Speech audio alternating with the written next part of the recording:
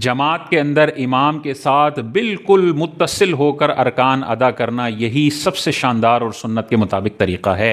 امام رکوع سے کھڑا ہونے لگ رہا ہے تو جیسے امام کھڑا ہونا شروع کرے مقتدی بھی اس کا ساتھ دیتے ہوئے فوراً اس کے ساتھ ساتھ کھڑا ہوگا۔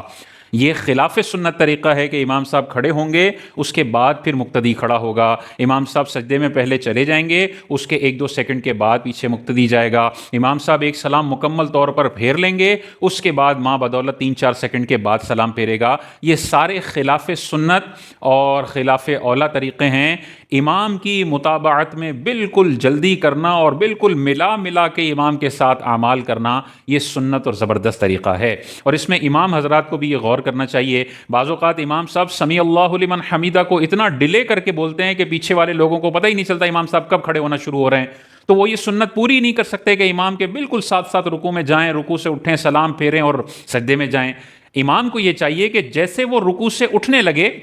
اسی وقت سمیع اللہ لمن حمیدہ کہنے کی ابتدا کرے، تاکہ پیچھے والوں کو پتہ چل جائے کہ جیسے امام سمیع اللہ بول رہا ہے نا وہ پیچھے ہٹ رہا ہے رکوع سے، تو وہ ساتھ ساتھ ہٹنا شروع کریں۔ اسی طرح یہ نہیں کہ پہلے گردن پھیر دی پھر السلام علیکم ورحمۃ اللہ، یہ تو پیچھے والا مقتدی جو ہے وہ آپ کے سلام کے ساتھ اپنا سلام ملا ہی نہیں سکے گا، کیونکہ آپ تو سلام کا لفظ ہی ڈیلے بول رہے ہیں، اور مقتدی بیچارہ پہلی صف میں ہو تو دیکھ لے گا،